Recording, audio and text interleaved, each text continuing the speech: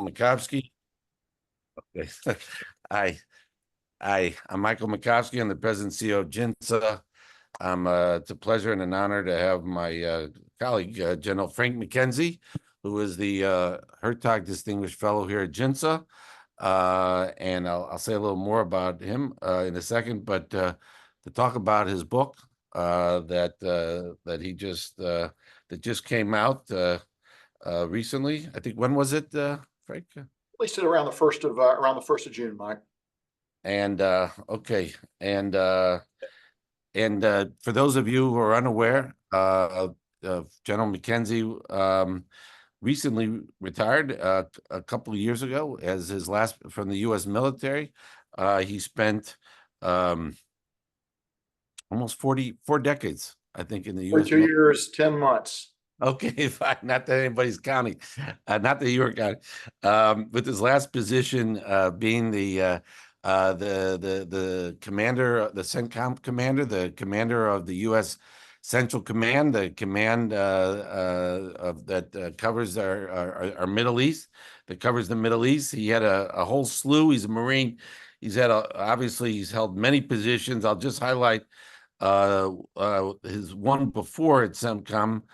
He was also the J5, which was the head of strategic planning for the Joint Chiefs of Staff. But he has served a number of times in Iraq and Afghanistan. He's served in the Pentagon many times. He's had an incredibly distinguished career. And by the way, let me give the formal title of J5. Director of J5 was Strategic Plans and Policy at the Joint Staff. But we've been on anyway. So, General McKenzie, it's terrific to have you. And also, let me say, you also are the Executive Director of the University of South Florida's Global and National Security Institute, right? Since 2022. So, he also is. You're also the Executive Director of the Florida Center for Cybersecurity, which is known as Cyber Florida. So it's terrific to have you. So obviously we've had you before, and I thought I would start. And by the way, first of all, I want to recommend the book. It's a terrific book. It's a great read. I would say dealing with you don't meet a lot of Americans that are good writers in general, and obviously it's more challenging. Seriously, when in the military, their job is not to write; it's to fight, defend, and prepare and do all sorts of things that don't involve a lot of writing. But General McKenzie's a unusually good writer, and I found it tough to put down. So anyway, thank you very much, General, and I really appreciate that you wrote the book. Thanks, Mike. It was enjoyable to write. I like writing. It was a labor of love for me. So let's start with just a basic question. And I want to add that obviously today is the anniversary of 9/11. And I do want to talk about Afghanistan has been in the news. It came up on the presidential debate. Although at the end of the debate, I thought it needed to have a little more prominence yesterday. And the House Foreign Relations Committee, the majority staff just put out a report on the Afghan withdrawal. So I want to get to that in a little bit, because obviously a good deal of the book deals with Afghanistan. But I will say, but anyway, I want to just start with a basic question that I don't think people generally ask authors enough, which is, what led you to write this book? And if you could give the full title and everything. And Sure, Mike. So the title of the book is The Melting Point: High Command and War in the 21st Century. And I should note, as we begin to talk about it, all of the proceeds from the book go to veteran service organizations. So I'm not going to make a penny off the book. Don't need to make a penny off writing about these things. So it's going to go to people who can actually use it to go forward with their lives. So 3 veteran service organizations and the Citadel Foundation, which is the foundation that supports the college where I got my undergraduate degree. So that was very important to me to just establish that at the beginning. I'll tell you, Mike, I wrote the book because I was a combatant commander. And let me take a minute to describe what that is. The book is about my time at Central Command. It's not about my career, the totality of my 42-year career. It really is about the 3 years I spent as a combatant commander, because that's a unique thing in the United States. Many people that are watching probably understand it, some don't. So let me spend a minute describing that. The United States has 11 combatant commanders. They are 4-star officers, admirals, or generals, men and women, and 7 of those are geographic, which is to say they're responsible for a portion of the earth. For me at CENTCOM, it was Egypt in the west, Pakistan in the east, Kazakhstan in the north, to Yemen in the south, 21 countries. And as of 2021, Israel joined us, and we went from 20 to 21 countries, and we can talk a little bit about that a little bit later as we go through. But 7 of these combatant commanders are you on the ground. You're responsible for U.S. military actions inside that region. 4 of the combatant commanders are functional. That is to say, they don't own the ground, but they have global responsibilities: transportation command, cyber command, special operations command, space command. They all provide global services and global capability. But generally speaking, those forces are employed by the geographic combatant commanders, with some exceptions. And we can talk about that a little bit if people are interested in it. So a combatant commander is unique because a combatant commander, the 11 combatant commanders, and particularly the 7 geographic combatant commanders, are in the chain of command. As the Central Command commander, I worked for 2 people in the world. I worked for the Secretary of Defense, and I worked for the President of the United States. Didn't work for the Chairman of the Joint Chiefs of Staff, didn't work for the Joint Staff, and didn't work for the Joint Chiefs. Only 2 people could give me orders. And that's an important thing that is often lost. Let me talk a little bit about the chairman. I was the J5, and then I was the director of the Joint Staff, so I'm intimately familiar with what the chairman does and what the Joint Staff does. The chairman of the Joint Chiefs of Staff, now General C.Q. Brown, formerly General Mark Milley, is the senior military advisor to the president, to the secretary. He is the nation's senior military officer. It's a very important role, but the chairman is an advisor. He is not an executor. He cannot give an order. He cannot issue an order. He cannot cause a ship to sail, an airplane to take off, a bomb to drop, a missile to be launched. Only a combatant commander can give that order, and only when he receives an order from the president to the secretary to the combatant commander. Same thing with the Joint Chiefs. The leader of my service, the Commandant of the Marine Corps, is not in the operational chain of command. The service chiefs, Army, Navy, Air Force, Marine, Space Force, they are responsible for training, for recruiting the force, equipping the force, maintaining the force. They're responsible for thinking about what the force is going to look like in the future in deep time. But what they are not responsible for is employing the force. The employment of the joint force is solely the prerogative of the combatant commander, and wherever they are across the world, based on guidance that combatant commander receives from the president and through the Secretary of Defense. Now, the chairman of the Joint Chiefs of Staff is the executive agent. He prepares the orders that go forward to the combatant commands, because somebody's got to turn political policy decisions into military orders, but they don't originate in the Joint Staff. The motive force originates with the Secretary or the President. That's a very important distinction. What it also means is that combatant commanders are often in a position to give advice. I was in a position to give advice. I talked at some length about that in my book.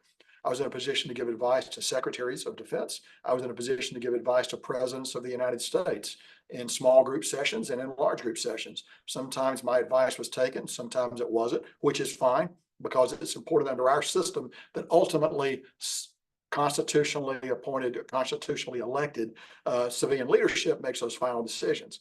But once that decision is made, then I would have to leave the room and execute.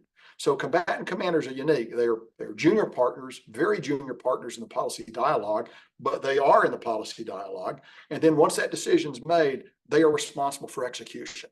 No other job puts you astride that boundary. The chairman's not astride that boundary. When it's all said and done, he's an advisor. But a COCOM has the opportunity to give advice, and then the responsibility for execution once a political decision is actually made. That is a unique thing. It's unique to the United States, probably unique around the world. And so what that does is, of course, as a combatant commander, it positions you at a very high level where you can observe the interaction of policy, practical military operations, and of course, politics as well. although the U.S. military and the Joint Force in particular is apolitical, nonetheless, any president, not just this president or the former president, but any president going all the way back to the beginning of the Republic has to take political issues into account when he makes decisions. That's just a fact. It's not new now. That's not a new thing. Lots of examples of that throughout history that we can get into if people are interested in later. But what it does is it puts a combatant commander in a unique place. You see policy fashioned, and you're responsible for policy execution. As the CENTCOM commander, I watched and participated in the development of our policy against Iran, and I executed operations against Iran, the strike on Qassem Soleimani, and also the long deterrence posture against Iran. Executed operations against ISIS, the strike on Baghdadi and his successor, and then, of course, ultimately the withdrawal from Iraq down to the levels we're at right now, and then finally the withdrawal from Afghanistan in August of 2021. So all of those things, the combatant commander is in a position to give advice, but ultimately the combatant commander, and in this case, Central Command, is in a position where you execute those orders. It is a unique perspective, and so I wanted to write about it. And I find that writing's actually pretty easy for me. I enjoy doing it. Fact checking and the security clearance process are by far the most onerous component of writing. But in terms of writing, I found that I could sit down, get my thoughts out pretty quickly, and I enjoyed doing it. And I wanted to share that with people because I think people need to know and understand how the United States fashions its security dialogue. And the other final point before I give you back the stage, Mike, is I think it's important to talk about civil-mil relations. There's a shibboleth or a urban myth, if you will, that civil-mil relations are in a bad place, that the military has too much voice. And frankly, based on my considerable experience as the director of the Joint Staff J5, and then the Central Command commander, I find that's not the case. The Joint Force knows who makes final decisions, and final decisions must be made by civilian leaders. Whether those decisions are right or wrong, the civilian leader has every right to expect that decision to be carried out by the U.S. military unless it's an illegal order. And you know very clearly when you see an illegal order. I had 14 lawyers at CENTCOM that were happy to tell me if I got an illegal order. I never received one. And by the way, I know what an illegal order looks like. I never received an illegal order in 42 years, 10 months of service in the Marine Corps. So for what it's worth, that's sort of what drove me to write the book. And I really wanted to talk a little bit, and the theme is woven through the book, about the importance of the civ-mil dialogue and the primacy of the civilians as we make decisions. And Mike, I'll flip it back to you now. No. Thank you. General, one thing, and maybe this is, I don't know if there's an issue within the military about this, but it seems like, of course, in our world, the CENTCOM commander is a key focus of ours at JINSA because we focus on the Middle East. We focus on Middle East security. But if you had to look at the different COCOMs, the other combatant command commanders, does it seem like that certain ones are a little busier than others? Obviously, you and you, it's evident. You dealt with Iran, you dealt with Afghanistan, you dealt with a lot of things that it's. And again, I commend everyone to read The Melting Point. But obviously, the Pacific Command deals with China a lot. NATO seemed to the European Command seemed maybe from maybe my vantage point a little sleepier for a while until maybe the invasion of Kuwait of Ukraine. But have you found, at least during your long experience, or at least in your more recent experience when you were commander of CENTCOM, that your command got a lot of extra attention? There's a lot of politics. A lot of people are watching back home about what you're doing and what you're not doing compared to some of the other combatant commanders. So I would tell you, Mike, from really September 2001 until today, CENTCOM has been in the cockpit of interest in what's going on. And so now I would argue that Indo-PACOM is very, very important because that is our pacing threat. I completely buy into the idea that China is the pacing threat, and we need to be prepared to compete with, and if necessary, to fight and prevail against China. So Indo-PACOM is very important. Your observation about EUCOM probably has some merit, except that in the period leading up to the Russian invasion of Ukraine, they got very busy, and Ukraine is very busy right now. But here's the difference. For over 20 years at CENTCOM, you're in combat. you're killing people and Americans are being killed in that combatant command. And that is a unique responsibility, which leads you to a different mindset as you look at what's happening on the other side of the world. It's just, it is different. It leads to a different approach at CENTCOM because you have Americans that are absolutely continuously in harm's way, and some of them are being hurt and hit very hard. And we are in fact striking the nation's enemies on a frequent basis across the region. So that is a unique component to CENTCOM. But I would tell you, they're pretty busy at Indo-PACOM. They got a great commander out there in Admiral Sam Papero, and they got a great commander in EUCOM as well, and Chris Cavoli, and they are very, very busy as well to degrees that you have not seen in the past. I would note that, you know, 2 secretaries of defense have been chosen as former CENTCOM commanders. That may mean a little bit about the political exposure those officers had while they were in command. I don't know what other lesson to draw from it except to point that out, Mike. No, that's interesting. But also, how was it? You know, I think a lot of people don't realize that the Central Command, again, our Middle East Command, or CENTCOM, is based in Tampa, Florida. Now, I think the Africa Command, you could correct me, is based in Stuttgart, which is because it was broken off from EUCOM, and that's where EUCOM, the European Command, is also based. But maybe you could explain how that was a challenge, I guess, and correct me if I'm wrong. And you do delve into this in the book, and I think it's interesting, the history of how the Central Command came into being. But I guess it was because it's in Tampa because no regional country wanted to be a base for the Central Command. So you're in Tampa, but you're dealing with folks in the Middle East, and you're flying back and forth a lot. I mean, how is that? Is that more the challenge? Yeah. Nobody wearing the uniform in the early 1980s wanted CENTCOM to come into existence. A study of the birth of CENTCOM is a good study on the importance of civilian control of the military. Nobody wanted, the Navy, above all the services, didn't want to send ships into the narrow waters of the Arabian Gulf, the Strait of Hormuz, the Red Sea, the northern Gulf of Oman. They didn't want to operate in there. You know, there's an old saying, and I quote it in my book a little bit, that the British Army has. The British Army fights all its battles at the junction of 4 map sheets, up the hill and in the rain. And CENTCOM really was, you had EUCOM and PACOM come together there. And so there was uncertainty, it's to some degree, over who was going to do what, when. And so the intent was to fix attention on really defending the Middle East against Russian incursion south through Iran. This time with in the late 70s, you know, with the assistance of Iran after the 1970s and the rise to power of the clerical regime in Iran without the assistance of the regime. But it was an attempt really by President Carter in the late 1970s to come up with a way to actually defend the oil-rich Middle East from Russian incursion or other people that might want to go in, because we saw it as a vital natural resource. Today, our dependence on that oil is a little bit less. Much of the rest of the world still is very much dependent on that oil, and so it's, you know, so it's a little bit different. But nonetheless, CENTCOM came along to focus efforts in that region. Nobody wanted to support it, particularly the services. They fought against it tooth and nail. You know, the Navy and the Marine Corps, perhaps the strongest. Air Force wasn't terribly interested. It pains me as a Marine officer to say this, but in many ways, the Army was the most long-sighted, strategic of the services, and they thought it through and were perhaps more supportive of it. Yeah. Why was the headquarters put in Tampa? You're right. A lot of politics in the region about where the headquarters could go.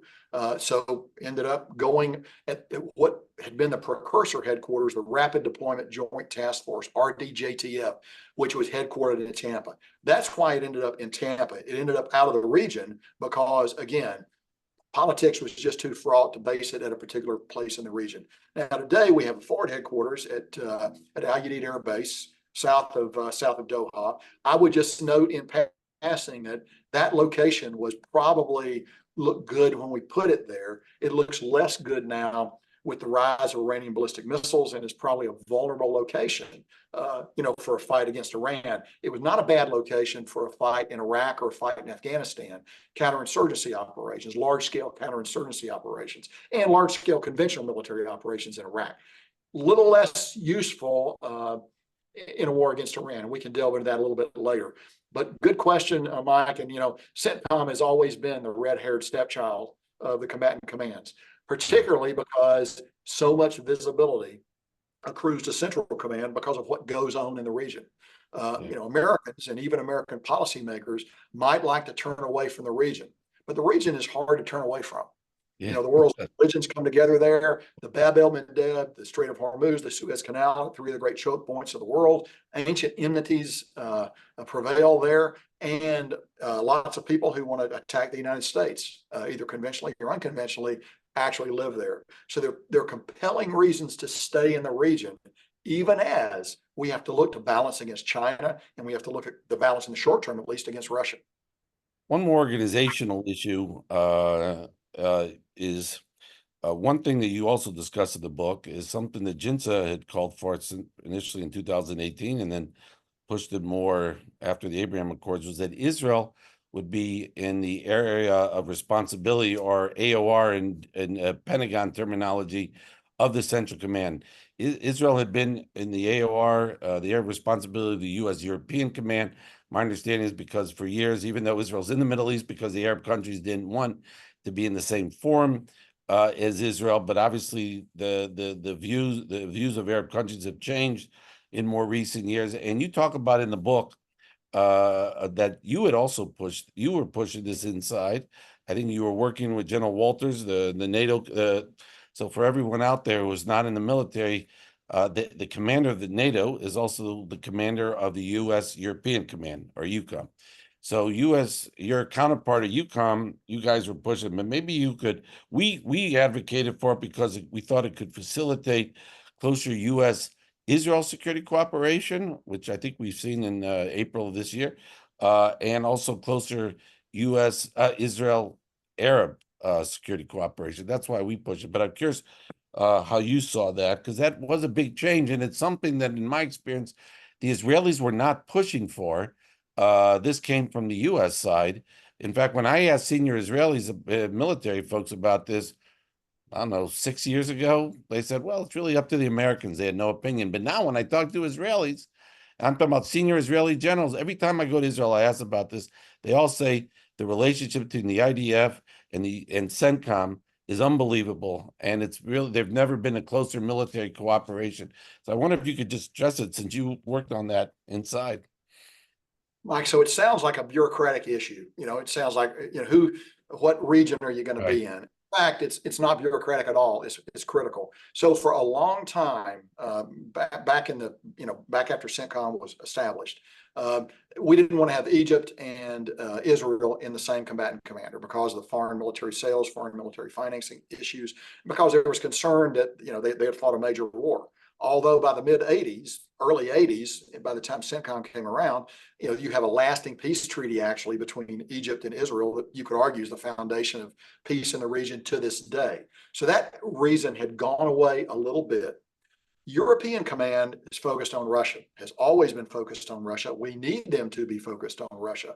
Israel was important to European Command, and a succession of European Command commanders were very good to Israel, but they were nonetheless an off-axis event. If you just look at the map, look at where Israel is, look at where Russia is, look at the countries of the North Atlantic Treaty Organization and European Command, you can see the focus, the natural focus on Russia, and how a focus on Israel, however necessary, tended to distract from that. And the fact of the matter is this: Israel's threats come from the east. There's no danger of Greece attacking Israel. That's not going to happen. The attack's going to come from Iran. So they work together even very closely now, the Greeks and the Israelis. Yeah. You're exactly right. So Central Command has been, and even more now, is uniquely focused on the Iranian threat. So we have a congruence of interest with Israel, both looking at the same threat, that really gives you a common structural framework to consider the problem, if you will. So that is actually very important. Plus, when you move a country from one combatant command to the other, now you can plan with them without a third party being involved. We had always planned with Israel because, as I said, the threats are not coming from EUCOM, they're coming from CENTCOM. But you always had to work with EUCOM on that. And I had a very good partner in General Todd Walters, Air Force, wonderful commander. But nonetheless, even if he and I saw eye to eye on this, and we did, the staffs, it's always a little more difficult when you have to engage a third staff. Who owns the forces, how the force is going to be deployed. It's a minutia of technical issues that actually become very important as you conduct war planning. So in the spring of 2020, Secretary Esper did a zero-based review of all the combatant commands, and as part of my input to his analysis, I recommended that Israel move from European Command to Central Command. So Secretary Esper, to his great credit, took that on board, studied it. There was pushback within the Department of Defense on that. The Joint Chiefs weren't on board with it because, go back to the creation of CENTCOM, they've never been on board with it. So the Joint Chiefs pushed back, but the chairman was very supportive. And by the chairman, I mean General Mark Milley. So Secretary Esper took it, made it his issue, took it across what we would call across the river to the White House, argued the case in the interagency. And I believe President Trump signed the Unified Command Plan, what we call the UCP for shorthand, which says who's got what among the combatant commanders. He signed that about 10 days before the inauguration. And that moved Israel into European Command. But here's a key point. Many people think that was top-down driven. It was bottom-up driven. And certainly, I'm sure the efforts of JINSA contributed to that. But it came from the department into the White House, not a scheme that was hatched in the White House and came down. And the timing was right. So the other thing, now let's talk about the effect of it. I would argue that Israel in CENTCOM is the operationalization of the Abraham Accords. What it did was give the CENTCOM commander now the authority to convene meetings of chiefs of defense across the region that could explicitly include Israel. And I did that in 2021, 2020 and 2021 and 2022. I convened a series of meetings that involved the Israeli Chad and Arab Chads, first time ever. And what we were all focused on was the threat of Iran, and in particular, the ballistic missile, the drone, and the cruise missile threat that Iran posed. Every country in the region realizes the threat of land invasion from Iran is negligible. They can't move their army anywhere. It is a non-expeditionary army. It's good for terrorizing their population and not doing much else. Their Air Force is weak. Their Navy, not particularly strong, but their ballistic missile force, their drone force, their land attack cruise missile force, they have invested vast resources in over the last 15 years. It's remarkably effective. And so everybody was focused on that. And here's the other part of the equation. Nations can coordinate in the air and missile defense regime much more easily than they can in ground maneuver or war at sea or anything else, because the sovereignty questions are not as strained. You're sharing information, you're sharing data link if you can, you're sharing tactics, techniques, and procedures, you're queuing up targets. It's countries talking to countries, building what we would call a common operational picture. The honest broker in all of this, it was then and is now that indispensable nation, the United States. And our Combat Air Operations Center, the CAOC, which is located in a variety, we dispersed it, used to be solely located at Al Udeid. Now part of it's based back in the United States because we can do this globally. We don't physically need to be there in order to actually exercise this kind of command. So long answer to your question, but what you saw in April, on 13 April, the Iranian attack on Israel was a picture-perfect test of the concept, and it worked.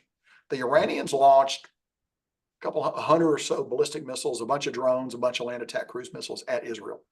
The attack failed. By any objective observation, the attack failed. And it failed because the Israelis are good. It failed because we helped. It failed because other countries in the region helped. And it also failed because geography, strategic depth is a friend of Israel here. It takes a while for those Iranian systems to get there, so you have the opportunity to intercept them to the east when countries allow you to operate in their airspace. So huge test of that system. And I would just finish my remarks by saying, so, okay, that's over. The Israelis choose to respond. And I think their response was brilliant because they demonstrated to Iran, they went what we would call the Tehran-Esfahan corridor, the nuclear corridor. They operated in there. They lightly touched targets that befuddled the Iranians.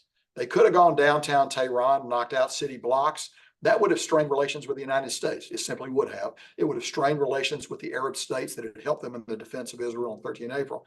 Instead, the Israelis undertook an action that further worried the Iranians without having the downside of pushing your neighbors away from you. I think it was brilliant. They have not always been that light touched in their response. In this case, for a larger strategic purpose, they were. And so that's why I think we remain in a pretty good place when it comes to the operational effect of Israel coming into the Central Command region. Thanks, Mike.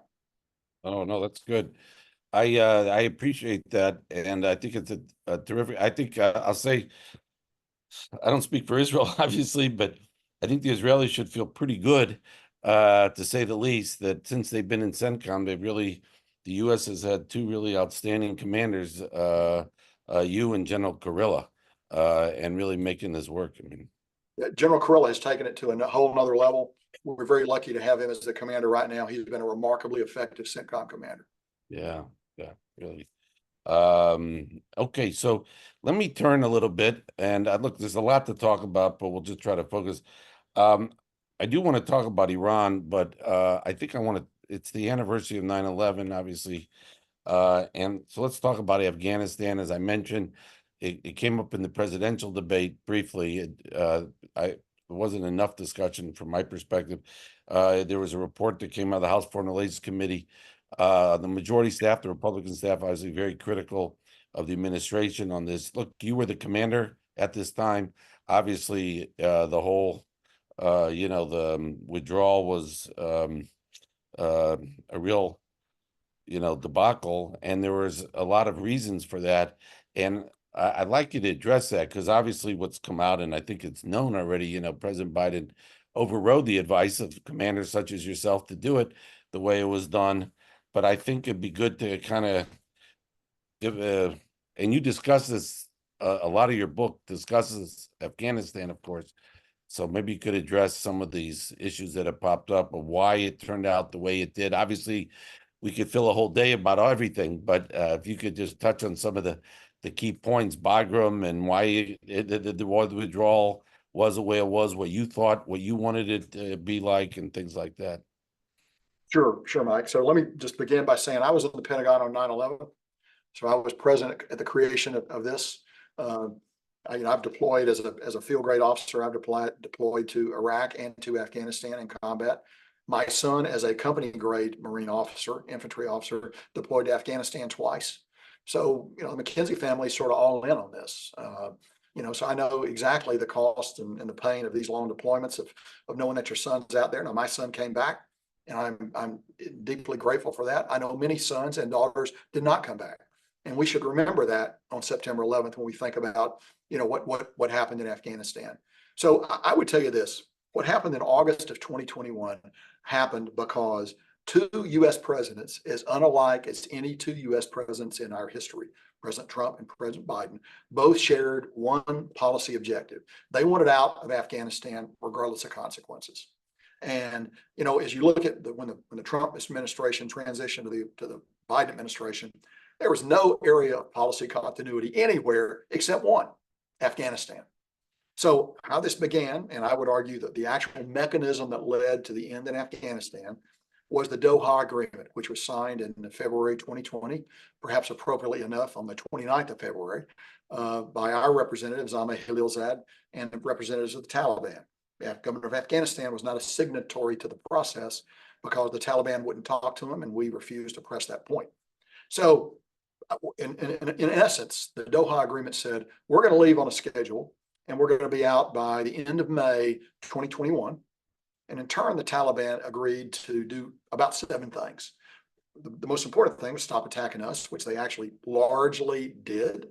But they were supposed to do other things too. For example, agree to not allow ISIS-K or Al-Qaeda to have a platform inside Afghanistan from which they could continue to plan, grow, renew their strength, and attack the United States.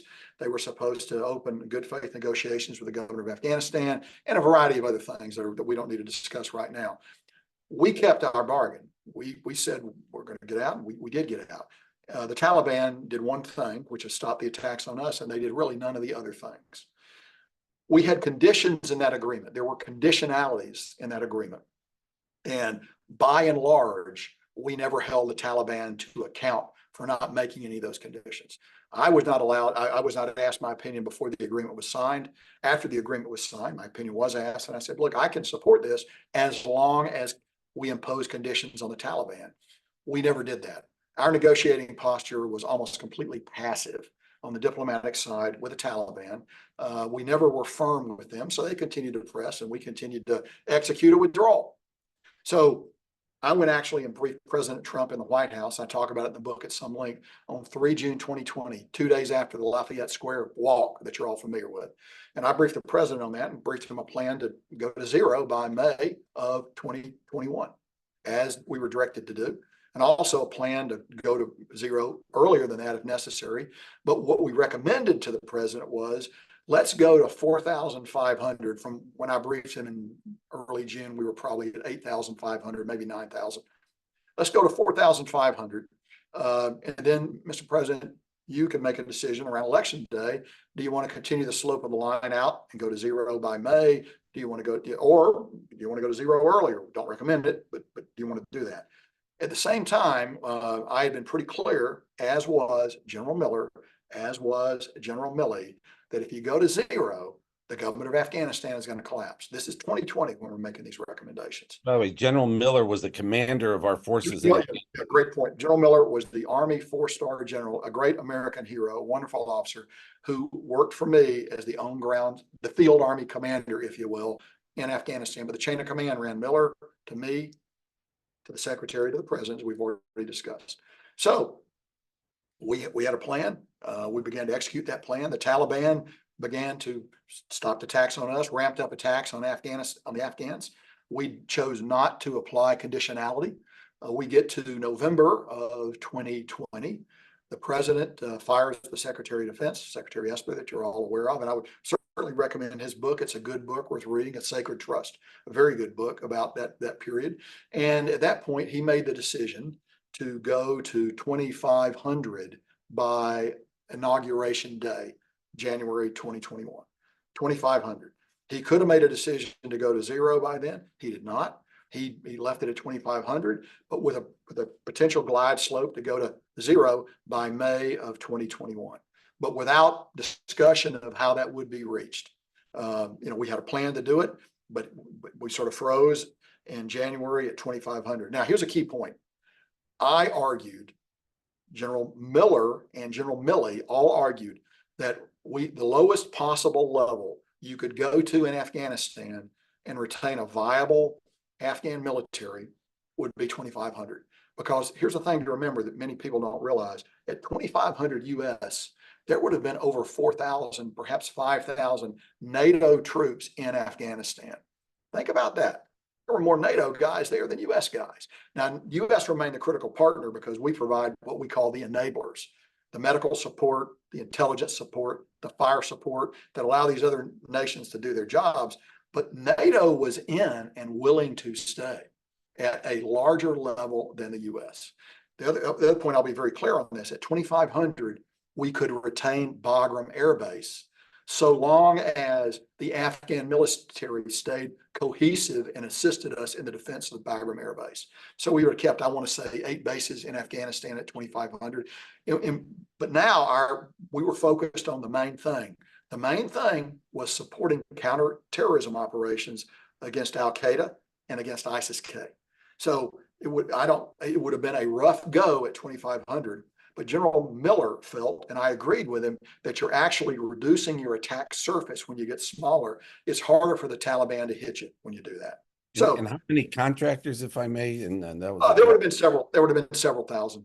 Several thousand, maybe as many as 6,000 or 8,000 additional contractors. We'd have had contractors there to work in the particularly on the Afghan Air Force, which needed contractor support to fly, to help in the Ministry of Defense to work logistics, things like that. There would have been contractors there. So, but 2,500 fighters, if you will. So, President Biden comes into office. He inaugurates a review of the policy.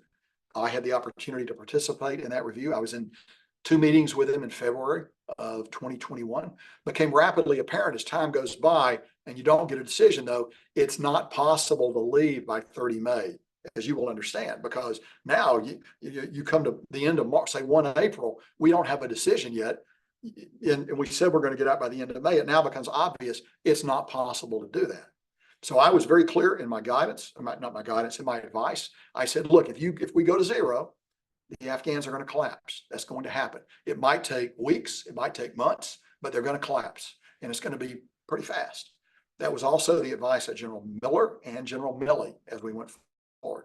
So I had the opportunity to give that advice. I had that opportunity to give that advice directly to the president. In around the middle of April, we got the word from the president, conveyed to me through the secretary, that we're going to go to zero, which was one of the options we had, was not the option that we recommended, but we had a plan to do it. And he said, we're going to go to zero, but we're going to do it by 11 September. And then we changed it to 30 August, end of August. And so, okay, got it. I got that order from the secretary. It was not an order that I'd recommended, but now it's time to execute the task that we have. Here is where the fatal flaw was introduced that led to the events you saw in August. When we made the decision to draw our forces out, and we did draw our forces out, Scott Miller ran a brilliant withdrawal of U.S. combat power, which took us from 2,500 to about 700 to 800 U.S. forces that were engaged in defending the embassy and HKI at the Hamid Karzai International Airport. We had to come out of Bagram, could not stay in Bagram. That was explicitly pointed out. If we do this, we're going to have to give away everything. The only thing that will be left will be our embassy platform and the airfield. Nothing else remains. We don't have the troops to do it. We're very clear on this. Go ahead and execute. We got all the equipment out by 12 July. And this is an important point. A lot of military equipment was left in Afghanistan. The military equipment that was left in Afghanistan was that equipment that was operated by the Afghans in their defense. For example, 40 airplanes down in Kandahar, those are airplanes operated by the Afghans. When we pulled out, there's no way to go down there and destroy those airplanes. And you want the Afghans to fight anyway, so you're not going to destroy them as you pull out. All U.S. equipment came out, all of it. Equipment that was left was U.S. equipment, but it was U.S. equipment that had been given to our Afghan partners, an important distinction. But the fatal flaw is this. When we made the decision to bring out the force, we did not make a concurrent decision to draw down our embassy in April, to bring out our U.S. citizens, of which there were tens of thousands, and of course, to not bring out the hundreds of thousands of at-risk Afghans. Instead, we used a trickle of an SIV process, a special immigrant visa process, to bring out hundreds of Afghans. We drew down the embassy some, but it started at like 4,000. As you got to the middle of the summer, still got thousands of people in that embassy. So we were not allowed to bring them out. And look, the decision to do that is not a Department of Defense decision. It is by law, by order, by policy, a Department of State decision. I gave a lot of advice that, look, we're getting smaller. They're not getting smaller. We're going to have a problem here. We're going to get into an extremist situation. That was General Miller's advice. He left on 12 July. I became the last commander in Afghanistan, not the International Security Assistance Force or the Resolute Support Mission. That was gone. It was U.S. Forces Afghanistan. I put a really good 2-star admiral into Kabul to command that operation. And then as we got into the summer, as our support for the Afghans drew down to near zero, the Taliban began to knock over provincial capitals. You could see it in June. You could see it in July. By late July, it was obvious that this was growing. By late July, my own opinion was two extremes. The optimistic scenario was everything would collapse except the Kabul Bowl area and the approaches to Kabul would be able to hold that. We'd get through the winter, the fighting season would stop. Maybe we could put pressure on the Taliban, maybe not diplomatically over the winter. In the spring, they'd roll the government up and Afghanistan would fall in. That was the rosy scenario. The pessimistic scenario was it's going to happen pretty quick. And I gave that advice. The Department of State declared a non-combatant evacuation operation, which is when you can actually begin to bring out people in large number on 15 August. So think about that. So now we had actually begun to reposition some forces back in, had to flow almost 6,000 U.S. forces back in to secure HKI airfield so we could do our withdrawal. Bagram was not an option. It just simply was not an option because it would have taken me a division to take it. We'd have had 20, 30,000 U.S. forces in there. That was never an option that was going to be considered. So we begin the NEO on the 15th. And so now we're bringing out our embassy. We're bringing out our tens of thousands of U.S. citizens, and we're bringing out many tens of thousands of Afghan that are at risk. And that's what leads to the scenes that you see in mid to late August. The lateness of that decision, the inability or unwillingness to accept that we are accepting strategic defeat here and we're leaving. Yet we still want to have a voice in what's happening. That's either American arrogance or American exceptionalism, depends on your point of view. But what it means, though, is you don't recognize the laws of history, the laws of the battlefield, even work against the United States. We're not exempt from that. If you leave, then certain things accrue if you take that action. We didn't want to face that reality, and that's what led us to the very bitter end and everything that occurred at the very end there in Kabul. The final point I would say was I bitterly regret the loss of U.S. life, 13 brave servicemen and women, 11 Marines, a soldier and a sailor. I bitterly regret what happened at Abbey Gate. A number of other attacks were prevented. We never outsourced our security to the Taliban. We employed them as an instrument, as we employed many other instruments to defend ourselves. We never depend on somebody else to provide our defense. And we did not get out all the people that we wanted to get out. You know, if you did a big Venn diagram of the 124,000 that we got out against who we wanted to get out, they don't overlap completely. I wish they did, but they didn't. And there's some reasons for that that probably would take us too long to go into today. I think about this a lot. I particularly think about it in August when these things tend to come to the fore. And I bitterly regret a lot of things that happened. I particularly regret the loss of U.S. life that occurred there. I will just say this: on the day that 13 service members died, we brought out 13,000 people that day from Afghanistan. So they didn't die in vain, nor did the other 2,450 plus service members that died over the course of a 21-year war. Long answer, Mike. Thanks. No. I know this could take up half a book, or maybe it did in yours. In your case, exactly right. It was about half the book, I think, is almost on Afghanistan. Well, yeah, it was more than I wanted it to be when I started writing, but once I started, I just found it. I stuck with it. No, it's okay. You know, I think it's such a painful chapter, and I don't mean chapter in your book kind of chapter, but I think it's in our history. Yes. That I think a lot of Americans don't want to think about it, but it's obviously was momentous for what's happened in the world since. But do you, I know there's a lot to ask, but I'll just focus on two things on that, on your explanation. Do you find that, I guess maybe there's a rhetorical question, but do you ever think you'd be withdrawing U.S. forces from Afghanistan before all Americans left Afghanistan? I mean, that to me was one of the more shocking. It seemed counterintuitive at the time. Yeah, this was made known. Yeah. Yeah, I mean, I remember watching the interview with President Biden. I think it was with Stephanopoulos on ABC when he said, "We're not going to leave Americans behind." And how many do you estimate that were left behind in that in first? In the hundreds, I think hundreds behind. How many I couldn't tell you exactly. But the one thing I would say, we felt that if we left by the day we said we were going to leave, which was the end of August, then we would ultimately be able to get out Americans later. And I think by and large, Mike, we have been able to get out Americans that want to come out. Where we have not been successful is getting Afghans out that want to come out. Yeah. That's been a completely different story. And in no way could you characterize that as a good news story. No, I know. Do you think, and I think based on what I'm reading, I mean, you would know more than I, of course, but some of these people been killed, prison, all sorts of things have happened to. I mean, we're seeing a regression to medieval Sharia law in Afghanistan. We're seeing, I mean, the country's falling apart. It's in a period of entropy in every way. Every day is worse than the day before. They're not on a good trajectory. Did you think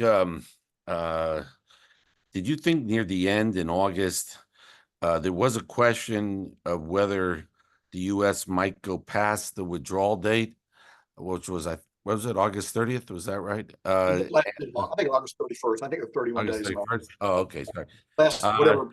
Did you think there should have been a last minute adjustment to that? No, I had the opportunity to give direct advice on that.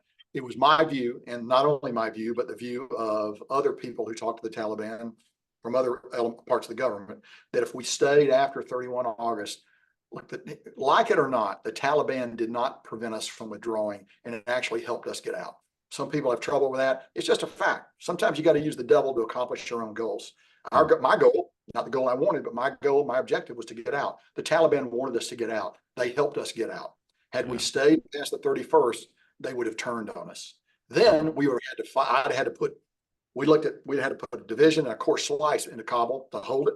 It would have been a big fight. Okay, if that's what you want, we can do that. And we had a plan to do that. But it probably wouldn't have brought more people out necessarily. Would have just been in a big fight with the Taliban, throwing in ISIS, throwing in Al Qaeda on top of that. So I at the end, I was not in favor of staying past 31 August. Now, look, earlier I was in favor, staying at 2,500, for a long time. This is a completely different situation when we're having these discussions in late August. Yeah, no, I understand. I mean, again, there's a lot to ask, but I guess one thing, this is about Bagram. You referred to it a little earlier about that, and I know that you and others, you mentioned General Miller and others wanted to stay and didn't want a complete withdrawal like the administration decided on or the president decided on. But I guess Bagram base sticks out as one of the touchy points to give up that base. I guess maybe you could just explain what that meant. And did you find when you would make your case for not complete withdrawal, or maybe we got to keep Bagram, or we got to do this, or we got to do that, did you find in your conversations with senior, I guess, civilian officials in the administration an openness, or you seem like they were hell bent on leaving? I mean, the report suggests, look, President Biden wanted the U.S. troops out under Obama. He felt that the military had kind of convinced Obama to keep troops there when he was vice president. He thought it was a mistake. I think he was very particularly focused on that issue, and that this is what was happening, and whatever you were arguing, it really wasn't going to make a difference here. So General Miller, myself, General Milley, we all wanted to keep Bagram. We saw Bagram as key. But the fact of the matter is, once you make a decision to go below 2,500, you no longer have the military capability to hold that airfield. Now, we were very clear. When we start going down here, we're going to have to give Bagram away. We're going to have to give it up. And we did that around the 1st of July, late June, early July. And the White House got a little cold feet, said, "Stop. We want to think about it." I don't know what we could have done, but we stopped for a little while they thought about it, and then we went ahead and finished.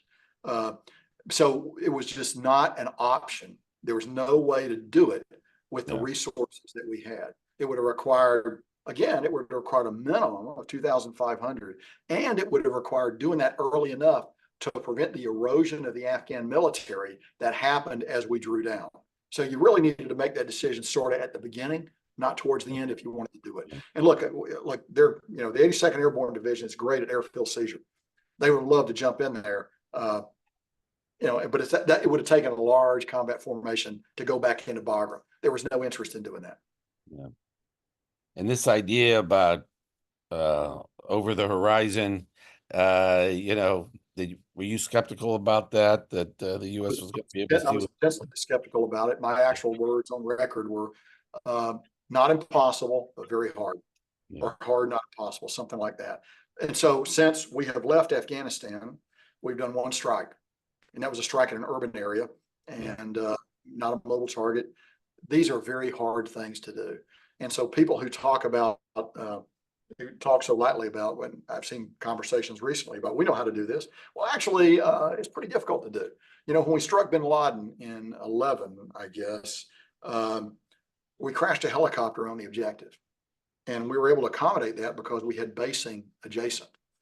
We had what we would call in the business a spinning backup. We had all kinds of depth in the force. We could do that.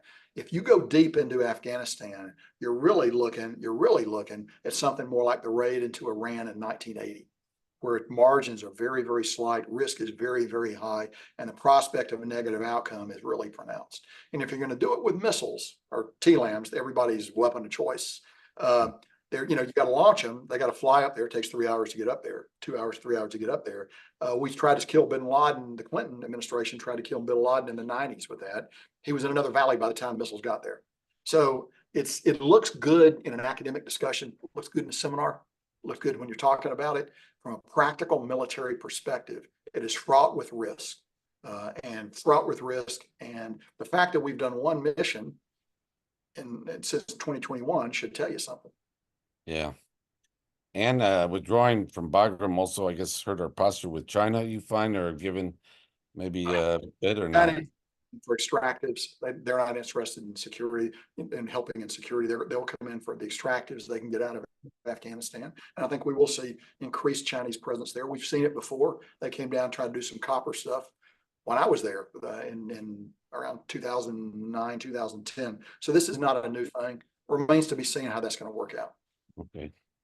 Well, look, I know we only have about 4 minutes left. I wanted to talk about Iran and the Soleimani. We don't have really much time for that, but I guess maybe we just talk about today. You have a piece. I just started reading it when we started the webinar about your interview with the Jerusalem Post. I commend everyone to look at that. I don't know if you want to touch on some you said there, and also you've written several pieces, or at least a couple, I should say, at a minimum.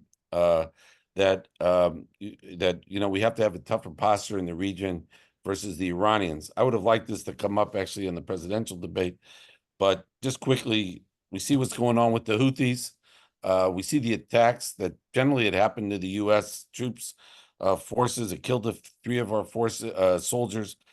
This, of course, in the last in the last few years. I don't know. You want to just address the Iranian threat in I'll spend a couple 3 minutes minutes or less? Yes. So our operations against the Houthis in Yemen reflect a failure of U.S. policy. We have the capability to prevent the Houthis from closing the Bab el-Mandeb, which means closing the Suez Canal. We have the military capability to do that. We have chosen not to employ that military capability. I don't know why. I'm not in a position to know that. But one thing I do know is I don't think there's a risk of escalation with Iran if we chose to employ significant military force against the Houthis in Yemen. I don't think it follows naturally that Iran's going to get into the fight. For some of the reasons that we saw in April, they're still trying to rescope and recalibrate their forces after the failure of their big attack on Israel. So I would argue that is and here's the thing about what's going on with the Houthis, that's a failure that transcends the Middle East. Keeping narrow straits open is a strategic priority for the United States. We say it in our national security strategy. We say it in our national defense strategy. We are not doing it. Other people on the other side of the world with similar situations, the Chinese, are probably looking at that and judging American credibility as a result of that. So we should not consider that in the context of anything else in the region. That's more of a global issue for the United States. And I think it's something we really do need to think about. The last point I'll make is, I actually believe the Iranians are rational actors, and they will act rationally within their belief system. And here's their belief system: 3 things. Number 1, preservation of the clerical regime is the number 1 overriding goal of Iranian policy. Number 2, destruction of the state of Israel. Number 3, ejection of the United States from the region. Depending on the day of the week, you might move 2 and 3 around. 3 might be 2, 2 might be 3, but none of those will ever challenge 1.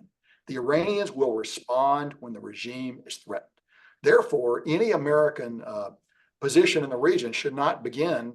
Any American statement about the region should not begin with an ode to de-escalation.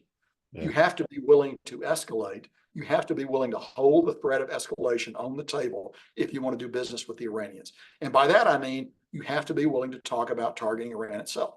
And now, it doesn't mean you're going to, and I've had the opportunity to make the arguments that we shouldn't several times when I was on active duty, but you don't want to take it off the table. They know and respect the use of force. And I actually believe they know and respect the use of force far better than we do. Yeah. Look, we'll have to end now, but it's a good way to end.